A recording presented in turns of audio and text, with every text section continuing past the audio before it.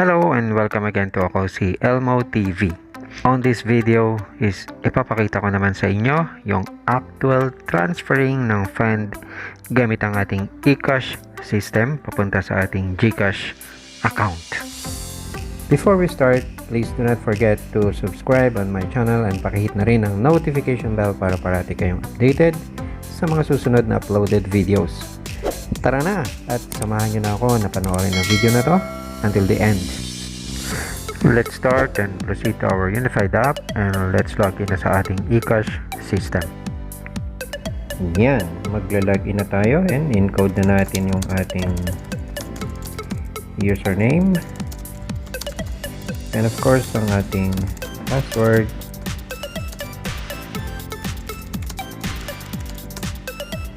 And now na nakapag-login na tayo, this is only a reminder if ever na you are a new member or a new franchisee ng business na Unified, please keep in mind na dapat is may fund yung Ecash account natin para makapag-transfer ng fund or makapag-transact like this money remittance na ginagawa natin na one of the services na available inside our Ecash system.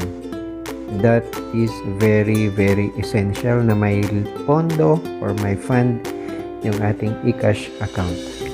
So this time, i-click natin tong 3 vertical lines dito sa top left corner.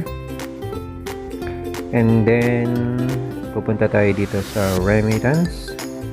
And then, click natin yung send. And then, i-click natin tong credit to bank. And then, mag-search tayo ng ating sender which is si Elmo. Okay, search. And then, click na lang natin yan. Set as sender. So, click natin yung beneficiary.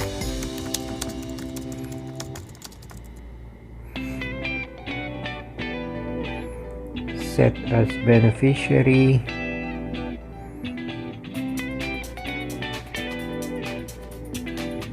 Okay.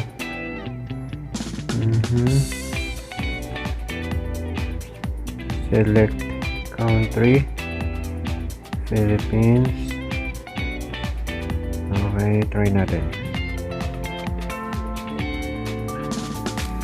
So ayan, Elmo. And then, okay, check muna natin. Bago natin i-confirm yung ating transaction. 5,000. So, meron tayong charge na 145. Okay, then done natin. Then, click natin yung confirm. Waiting for transaction approval. Okay. So yun, while waiting, ang gagawin naman natin is mag-create tayo ng ticket by using our online support para mas mabilis yung approval ng ating transaction. Next is i-click lang natin itong online support and then create a ticket.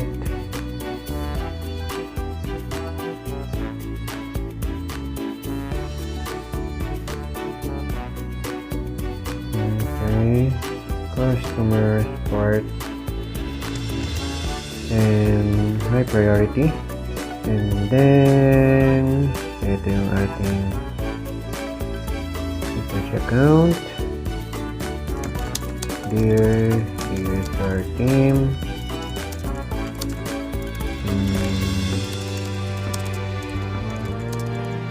is to provide reference number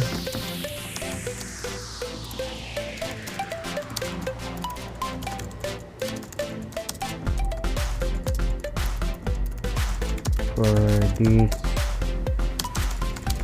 tracking number.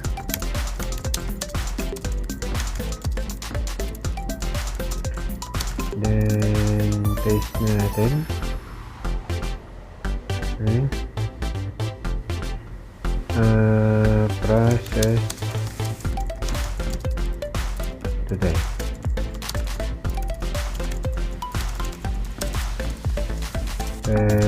Regards. Mamaraan. So, wala na tayong i-attach na file. So, double check natin. So, my name, my email is correct. Customer word, hi, account number. Account number for the tracking number. Okay.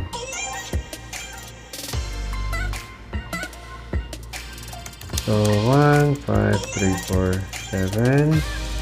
And then, submit ticket. So, ang gagawin natin, every time na mag-create tayo ng ticket and makareceive na tayo ng reference number ng na-create natin na ticket is, syempre, screenshot natin para meron tayong reference. Magagamit natin for following up sa mga queries natin sa CSR team natin. So, ipapakita ko sa inyo ang email from noreply@unify.ph. And yan, thank you for using credit to bank remittance. So, meaning to say, approve na yung ating transfer from Unified Ecash account going to my Gcash. Papakita ko sa inyo ang message.